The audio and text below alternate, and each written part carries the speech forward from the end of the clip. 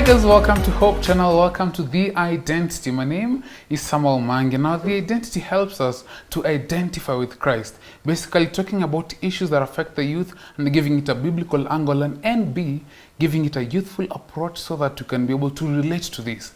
Today we're going to be discussing about family and society expectations in relation to depression.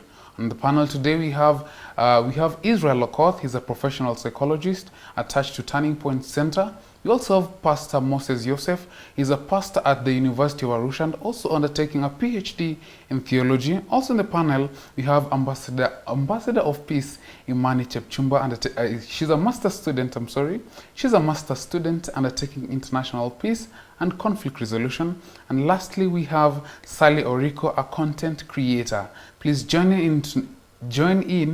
in this discussion on our social media platforms. On Facebook is The Identity and on Instagram is at The Identity 254. Welcome and tally with us. Guys, welcome to the show. Thank you. It's been amazing, Yes. You all look amazing, I have to say that. Thank you. You now, too. Thank you. Thank you so much, Pastor.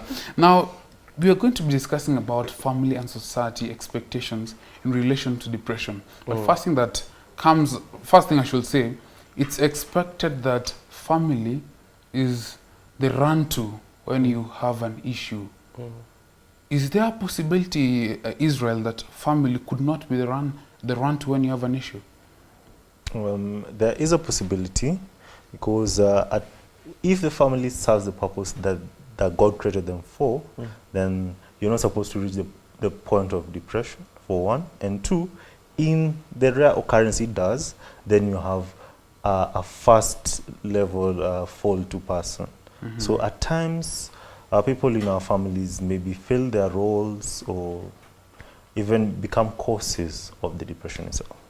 Yes. Sally, probably could jump into this. What do you think about family in relation to this?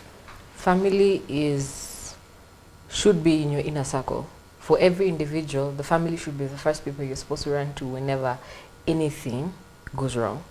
And there are instances where sometimes the family is the reason why you're going through what you're going through.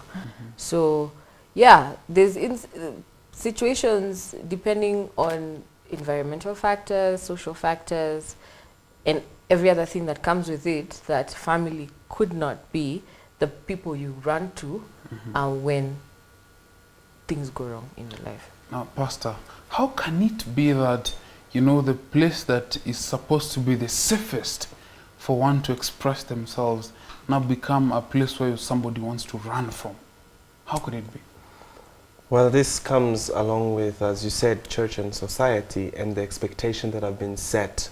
Drawing from my personal experience, I'm born into a pastor's family, and just when you hear the word pastor's family, they expect that everybody should be righteous. The kids will be perfect. They'll be the first ones to go to church. They'll be carrying all the lessons and everything.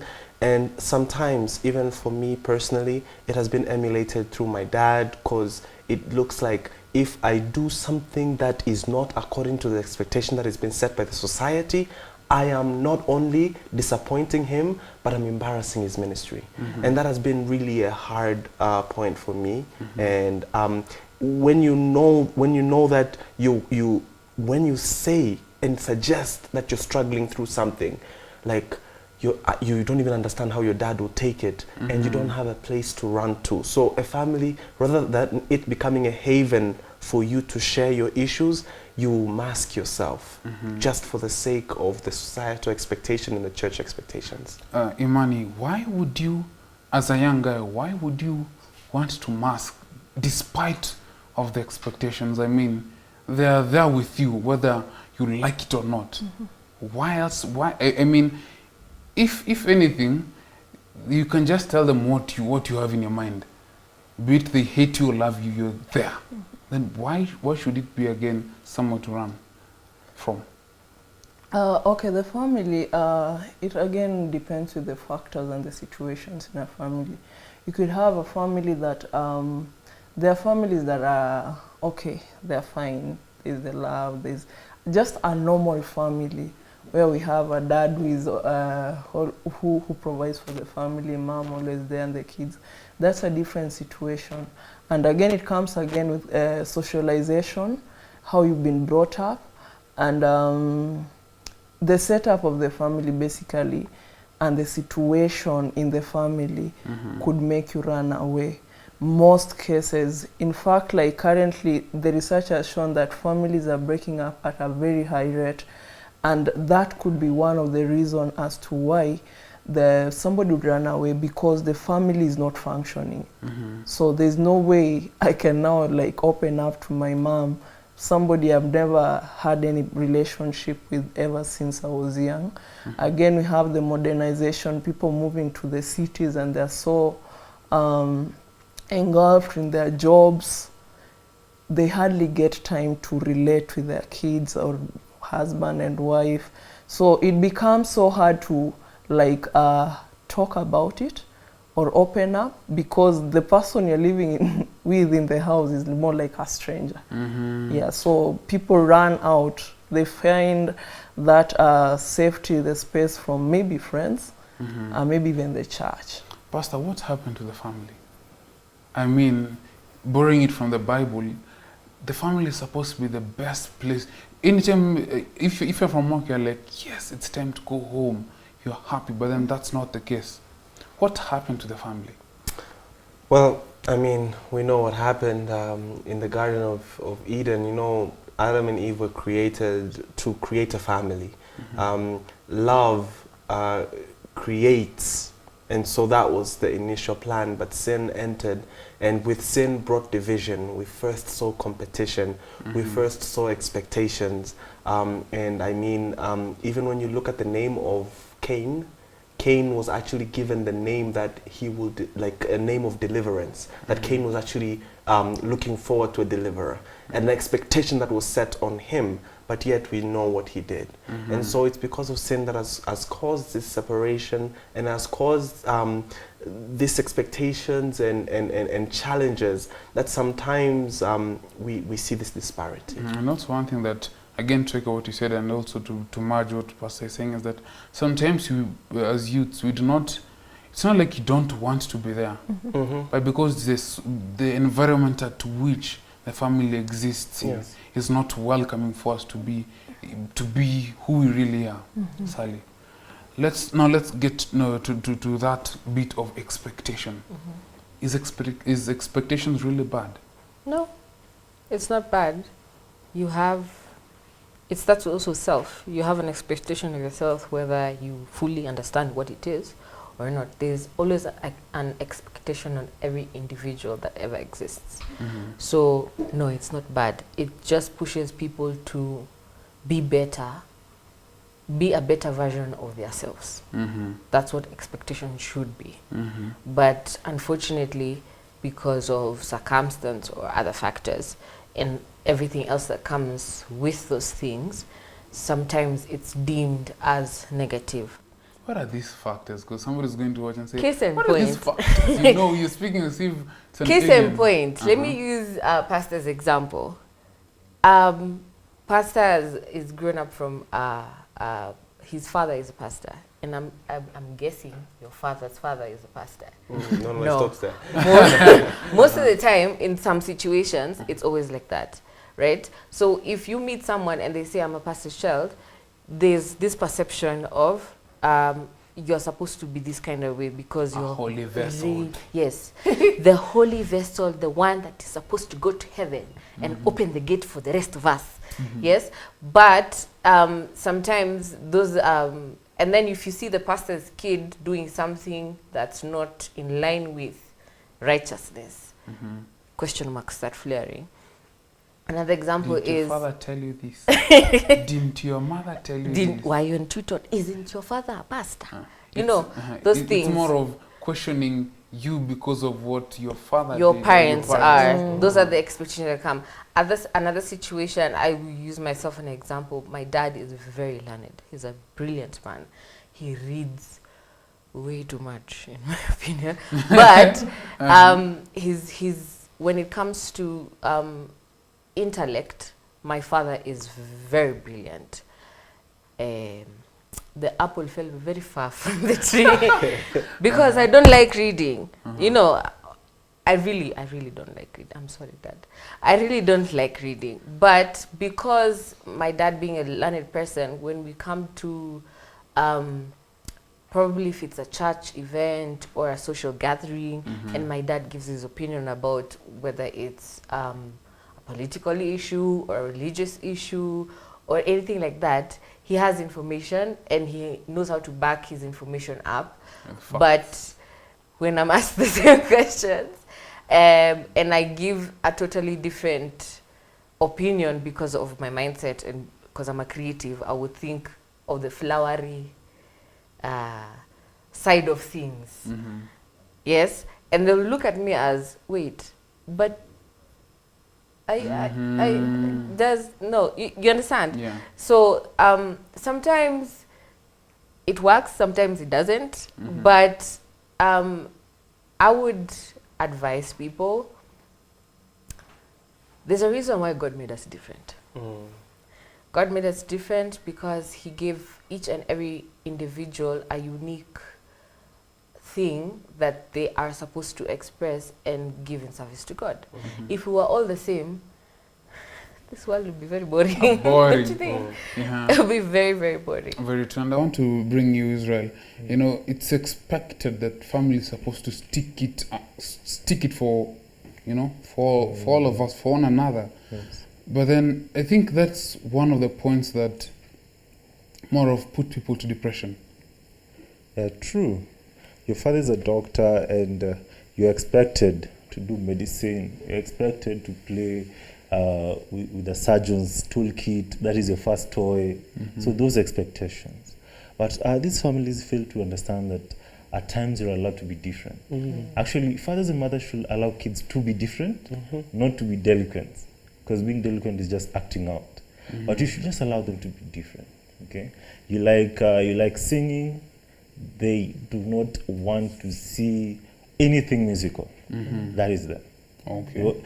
We are created to be different, but to fulfill the purposes of God. Because at times you want someone to be something so much, and they think not wanting that is wrong, and they start believing that, and that is depression. Wow. So they reach a point, they don't know who they are, and they don't know what they're supposed to be. Yes. Pastor. And I think this is where it's really tough, because I find that expectations could be good, but they should never be imposed. That because once you realize that you are not reaching up to that expectation, you start falling through the cracks. I remember I finished my bachelor at a very young age. I was the youngest student in the university for my program, the specific program at that time when I joined for my master's. And it was this expectations that you know, my parents are proud, you know, when they say, oh, my son is doing masters in New Testament and etc.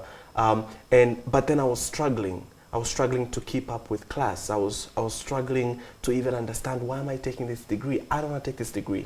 I've been encouraged and told this is the best for the best of the church and etc. And this was crashing down on me. And so I find that though expectations could be good, I mean, you are contributing, there needs to be a level where as you try to allow, as my brother mentioned, you allow the person to express themselves and what they want, and you support it.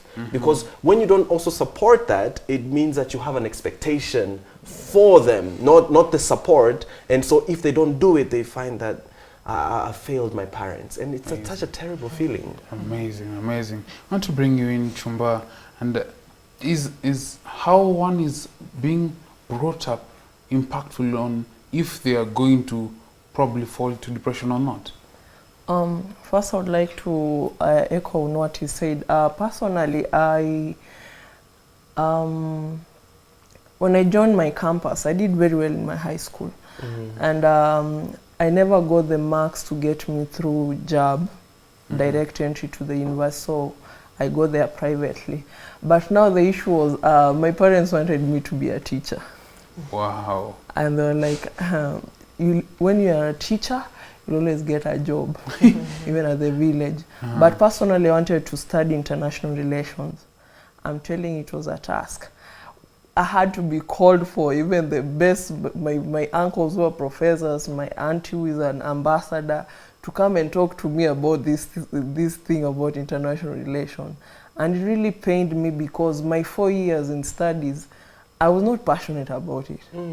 I was just like, through at the, like, a day comes, I just need to be done with this, get them to have their certificate, then me. Yeah, have it. Yeah, then I go do my thing. It is hard. For the youths, most of them are struggling with that because what I find in families is that no family wants to be associated with failure. Very true. Completely. When you failed, or they look at you, they want you to be something and you don't want to go that path, then you might be looked as a failure. Yeah, so it is hard.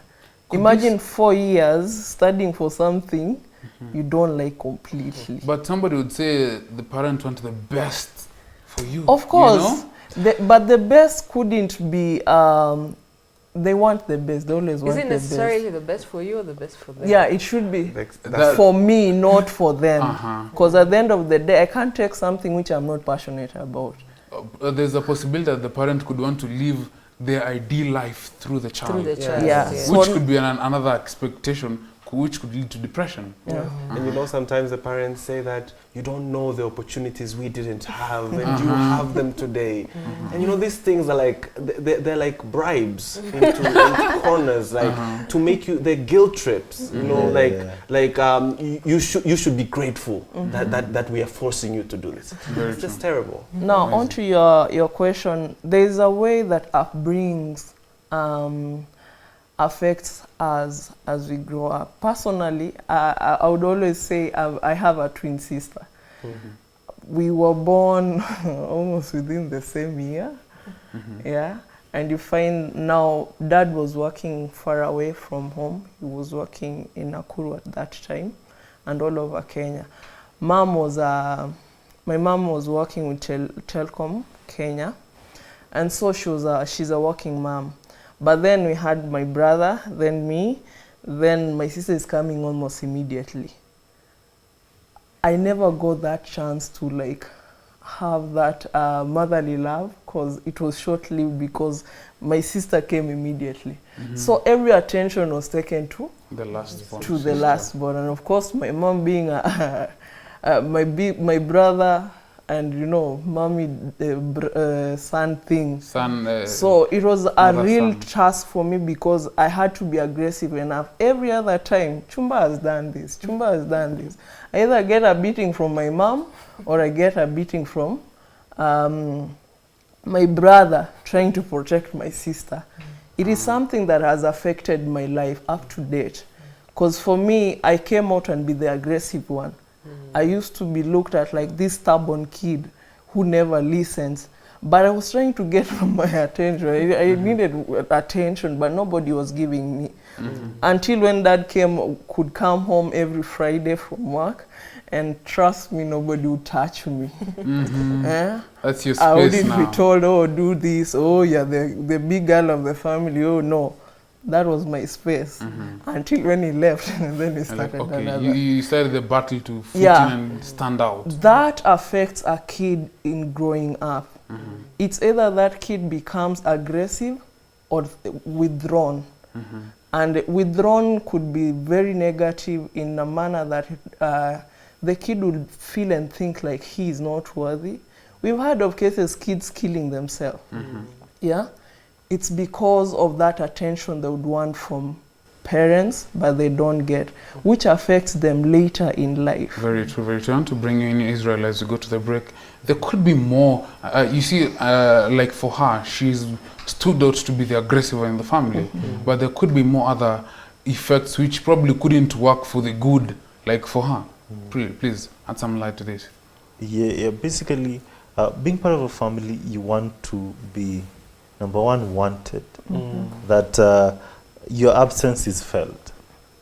There are times that you'll just come home late so that you find that everyone is looking for you. You want to feel wanted and you want to feel needed. Needed meaning that if I am not here, then there's something that everyone else needs done that won't be done. So these two things are very vital for every single human being. And to make matters worse, it actually affects our adulthood. Because we say that an adult is just what happened in their lives between 0 to 6 years. That is an adult. So being a parent, you need to be there. And sometimes families are big, so we can't put all this on the parents only. By virtue that you are in that family, be it the nuclear family or the extended family, you have a responsibility. You're an elder brother or an elder sister. FYI, you are an assistant parent. Just step in. There are times that you just need to step in because everyone just needs to have someone to look up to. Very true. And everyone needs to know that they are needed and that they are wanted and that their opinion actually matters. That what I think may not be right, but someone will listen to it and tell me, maybe you change a bit. Maybe you do this, but not being directed and being told, oh, you're always trouble, or you need to take 5 and sit there, or when everyone else is being rewarded, you're the last one, and you're being rewarded because you're part of that family. Did they have an opportunity? They would actually not have done that. So, okay, please. Yeah. So these things actually affect a child, and as we said earlier, some people take it too hard and they become withdrawn, and eventually they become adults who believe that this is how the world works. I have to take everything by force. No one wants to hear what I think, so I have to impose it by force. Amazing. Or you think, it's not important enough. So it's not important enough, but sometimes these people who think that it's not important enough actually have big solutions to the problems that others have. Amazing, amazing. So I want to bring you in as we come to the break in line to comparison. You know, sometimes you have parents who will tell you, you're my son, you're my daughter, I love you, you know, there's nobody like you. But if only you did something like Chumba, you know, that person Why is encouraging. can't you be like Nani? Why can't you or be like... and so and so? Yeah, that's can I call it a behavior? A parental, I don't know what to call it. That's default something, setting? That's something, unfortunately, in the African home, it happens a lot. You're compared to the better sibling or the better friend or the better neighbor or the better somebody, because perhaps in the parents' eyes, are seeing that person is doing what I would want my child to do. Now, let me try and dig into your experience. You're the firstborn, at least I know that. Yes. You're the firstborn. Yes. How does it sink to a firstborn when he or she's being compared to probably the lastborn, or, you know, some... What happens is, you see, I'm talking both as a firstborn and as a parent. When you get your first child, there's no manual for raising a child. There isn't. If there was, please tell us where it is. Thank you. But parents are basically winging it. They're trying what they've discussed as parents, how they're going to raise this child, perhaps also from the experiences as they were raised from their parents, and they come to this understanding of this is how we're going to raise our children. And the firstborn, there's so many expectations given to us the firstborn because they want this child to be the perfect child, quote unquote. So when the standard of this is how the family is going to run. But the secondborn and the thirdborn comes in, and you find there are some reins that are loosened a bit. Because, for example, if you did something wrong and you are punished for it as the firstborn, when the secondborn does the same thing wrong, perhaps they won't be punished. Perhaps the parents will be like, okay, fine, we have been through this, we can reevaluate how we shall punish this child. You understand? So sometimes you find the younger siblings don't get, let's call it pressure from the parents than the firstborn does. So it's in every African home, and it's quite unfortunate. I could say that this probably could be a parent who's trying to make a parent out of a child, you know, out of the firstborn, which mostly it would look like the best because you don't have a standard measure to how your kids, how the younger children will follow suit, but sometimes it happens to be a sole reason where adults break down because of this expectation. We're going for a short break, but after the break, we'll be looking to the second element of the societal pressure. And trust you me, there's a lot to it. So see you after the break. I'm thankful for Ladha Mtaani, and I'm thankful for also the whole administration of Kitengela prison. I am thankful to there's our mwalimu, the one who's above us is called Senior Maritani. He's the one who's here, Marindani. And for this opportunity, when we were back at home, maybe we were lost in not just the ways of life, and then tukashikwa na ukapata saa this opportunity ya kushowcase.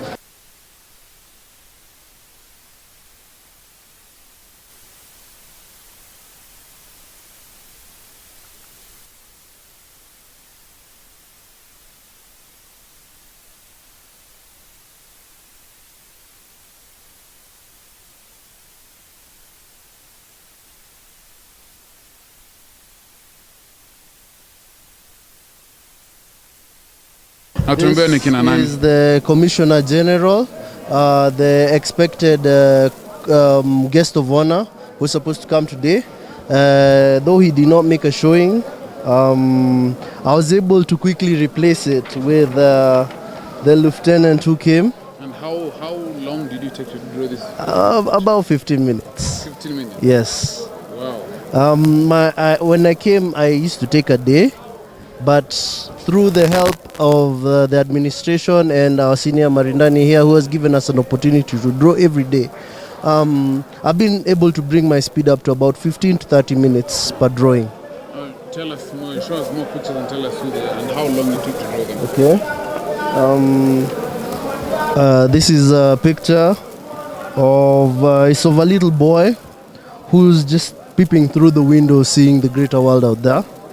To me, this just means we are young in our rehabilitation, and we're itching to get back out there and do something great. Yeah.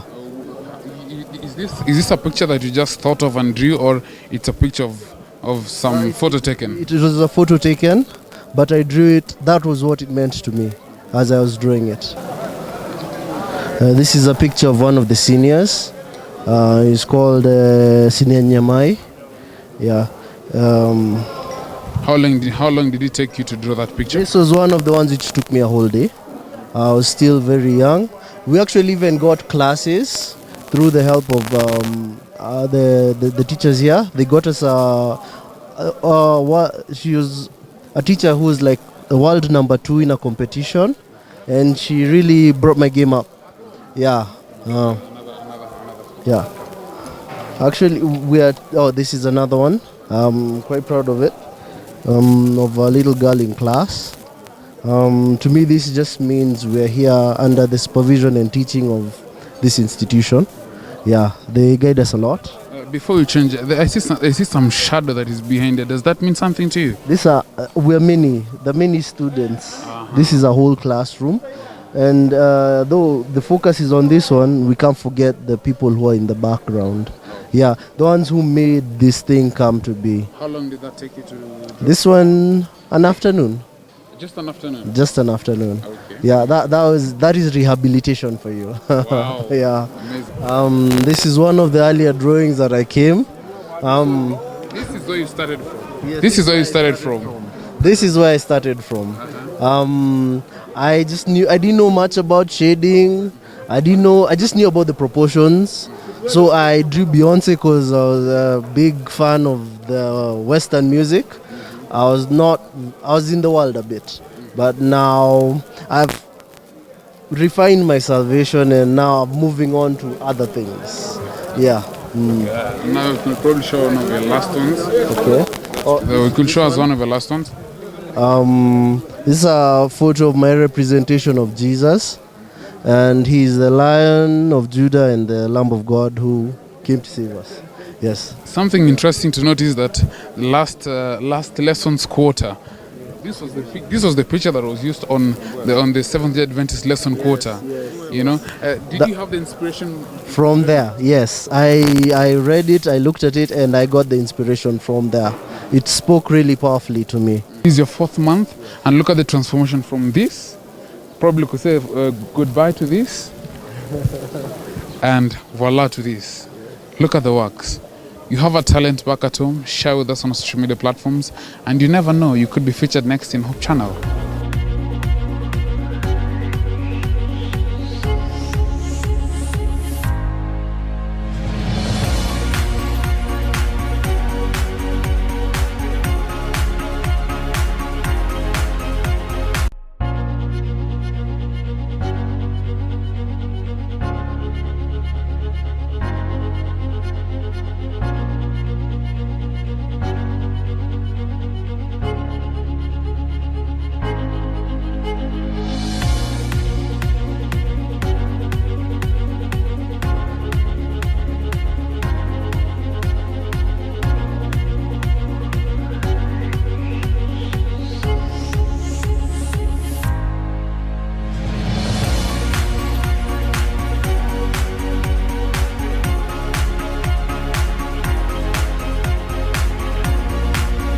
Welcome back to The Identity. Thank you for tuning in, and thank you for following through from the first part now to the second part. Now, during the first part, we ended on the conversation where sometimes our parents would want to, have a standard measure of which they put a lot of pressure to the firstborn child. And as Sally put it, and I think I borrowed some words, that they're probably trying to make a parent Out of the firstborn, so that the second, third all follow suit towards the expectation, which clearly this stands out as a pressure from a younger age, which eventually ends up to be a depressive state for the child. Israel. Yeah, true. So expecting someone to be like someone else, of which you don't know how that someone else, the environment they're going through. Maybe your child is not as performing as better as the number one in their class because you're not performing as good as that child's parents. So that is the first thing we need to look at. Another thing is that as much as there is depression in these homes, we need to understand that maybe the parents themselves are going through something. So that is where the problem begins. True. And as a child, as I am growing in this home, and this is how I see you carrying yourself, then I think this is normal. And I try to play with kids, they don't act that way, and then I think dad and mom are normal. So that way I learn to take in dark things and all that. And then sometimes when you're playing out and you're being told you're not acting like your father, you're not acting like your family's name. I think that always happens. You go on social media and you're told, this is a honorable child. But the fact is, that is an honorable child, not the honorable himself. So allow the person to be themselves. Pastor, were you once given that analogy? This is the pastor's child, out of something you probably did. Well, every time I'm introduced, I'm usually introduced by my dad's name. This is the son of. So already there is this view, but even just the title, sometimes even people forget my name, they just know I'm pastor. And so they would class me into that specific way that I should behave, the way I should dress, If they don't see me with a suit, they'll be like, what's going on? What's happening? So I think it's a big danger. And just building on to what he said, sometimes what has been hurting for me is that the people who you're compared to, you also know a little bit about them. And you know that there are some things that you don't want to, you're not like them. And you're like, seriously, how could we be compared? You should be grateful that you have me. Because we know each other. So I find that comparison personally has been a very terrible thing, because they shouldn't be really a standard for comparison. We should really look unto Jesus and just try to love the person through what they're going through, so that even when I'm struggling, I can just sit you down as a parent, as a friend, and tell you what's going on. Because sometimes, because of this, you realize, hey, I can't see this person. Even if I'm struggling, even if I'm going through depression, I definitely cannot go to them because I would have shattered their picture of who I should be. So now, Iman, is it safe to say that better the devil that you know than the angel you want to make out of someone? Could it be safe to say that? Sure. Yeah, because like he said, most of the time you are standardized by somebody's kid or certain family, yet you don't know what those people are. It's just like they're portraying what you want to see. But the failure part, the struggles they're going through, they don't. So I'll just say that no one wants failure. But what is out here is, some fantasy that everybody wants to just like say, be like that kid, be like this. But in reality, we are human beings. We are fighting we have our own demons. Every one of us is fighting something. So rather than just like wanting your kids to be like somebody, build on that kid to be the person they could be the best, rather than just like wanting them to be like somebody else. More of impacting a child in a level where they could be the best version of themselves, Yes. of not what you desire of them, Yes. but then how best they could live their life and live it to the fullest. Because I personally believe there's no need for a person to be a doctor, be good at it, but then be the best of themselves when they're actually carpenters. You'd rather be a carpenter and live a happy life than be a doctor and struggle. It's more a struggling doctor, one who's using money to buy joy.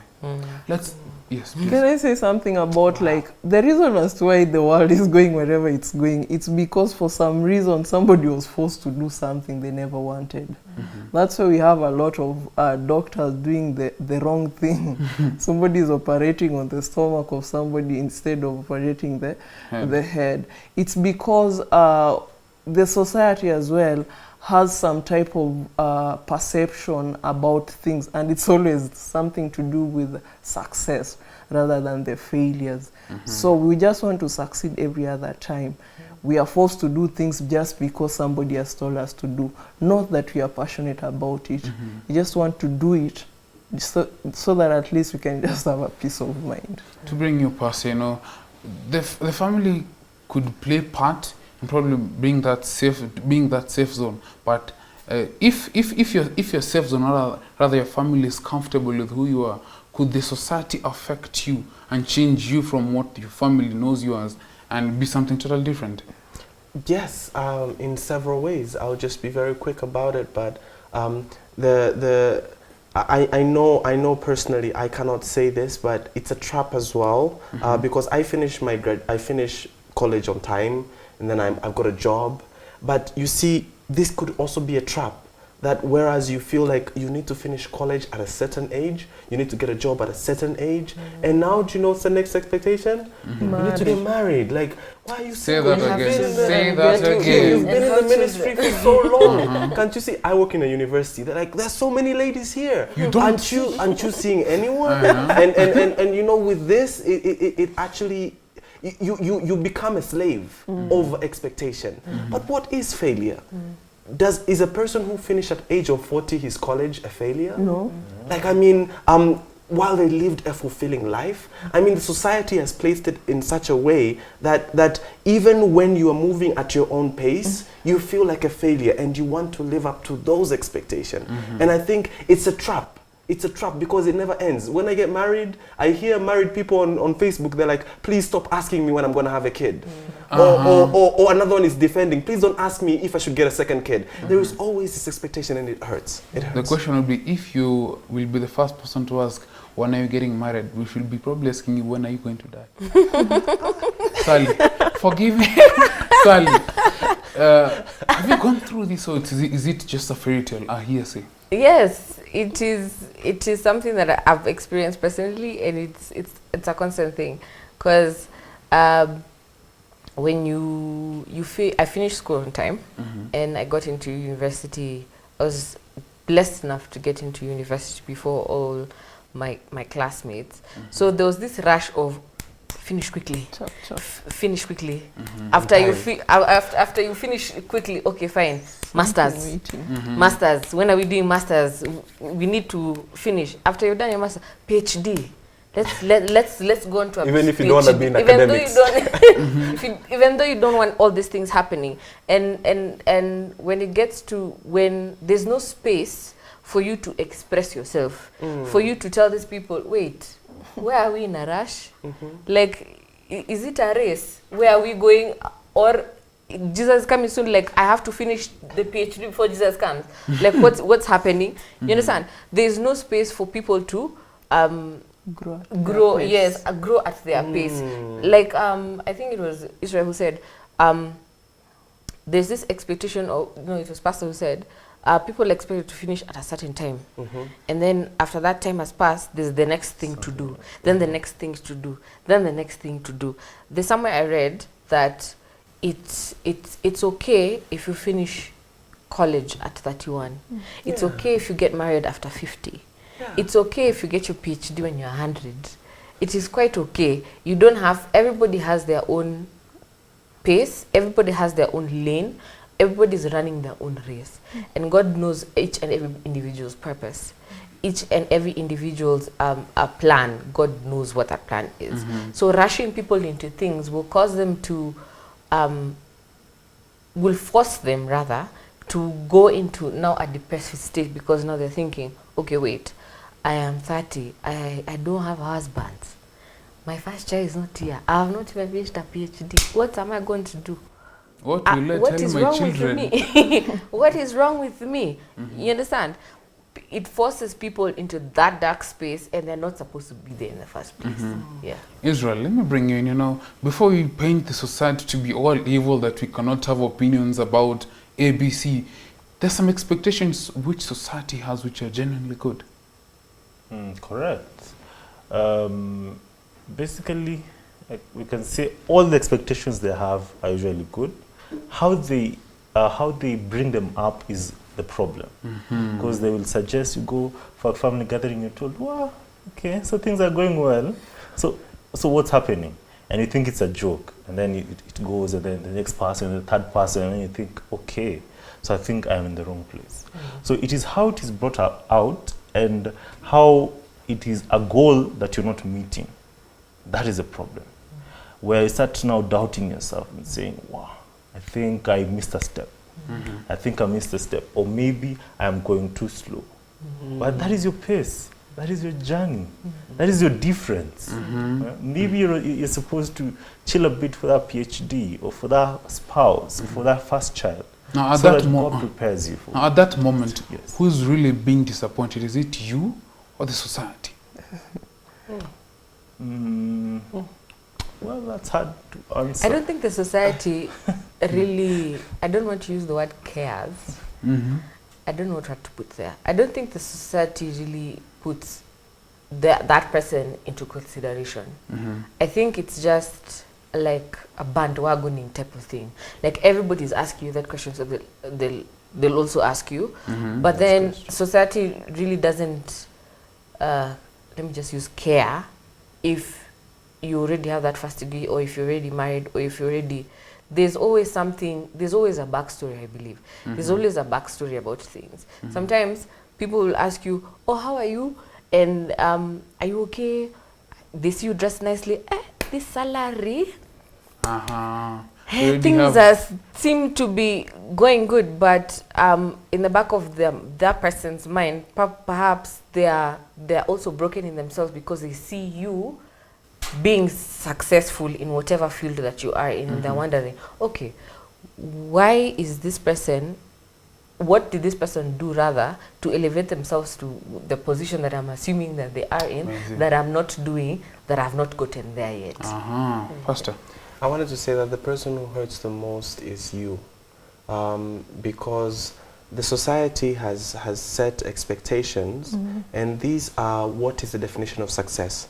I agree that there is nothing wrong with what the society sees as success, but this is not the only thing that should define success. Very true. And at times you find that for the society, like example, if a person looks at me like, wow, you're doing your PhD right now, and already they'll class me into the bracket of, okay, success.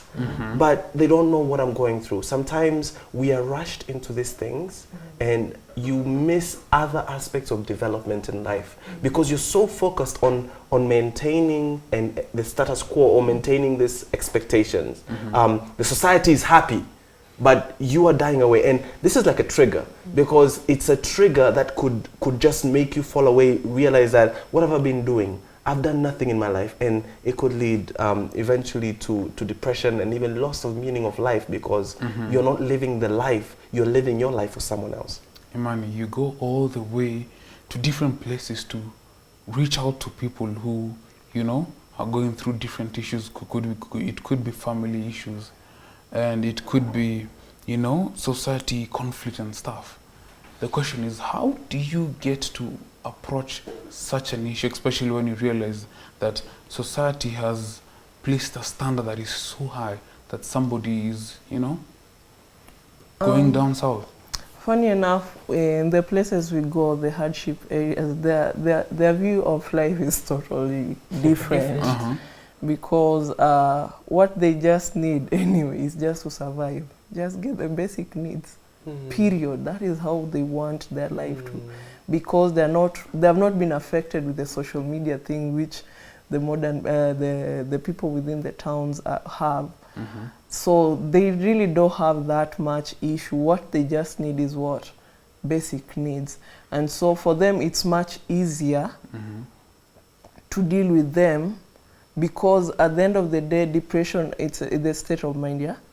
So for them, they're worried about, oh, how am I going to get my kids food? They're not even worried about dressing. They can go around without clothing. But what is basic for them is food, water, things that are just basic. Now, coming to the society that we are now enlightened, how do we deal with social pressure? First of all, is like the family as the first unit, which should be a safe haven for us, should make sure that there's that relationship that makes it possible for people, for kids, or for the husband or the wife to come out and talk. That is the first step, and this has to start from the relationship. The parents, I would say, a wife is working from 8 to 5. The husband as well is working from that time too. The dad comes late at night, find the kids already asleep. There's no way they are going to interact. But when we cultivate that relationship between the family members, it's easy for somebody who is in a safe space to be able to come to like have this social pressure. Because when I know, like, I have my mom's back and he'll always support me, nobody will tell me out here anything that will make me feel like, eh. But when you're at home, your mom is always telling you you're mjinga, you're stupid all the time. It affects you, and the only way you'd want to go is where?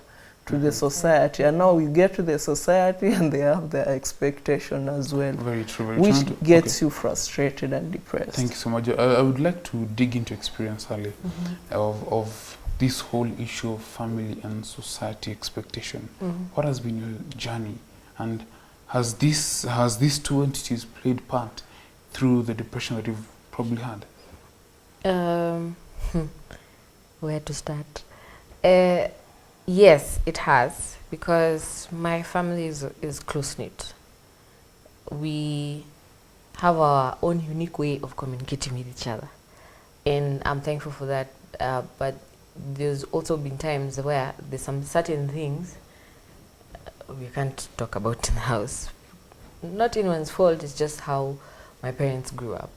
There's certain things that they never talked about, so when it came to their families, there was no need to talk about such things.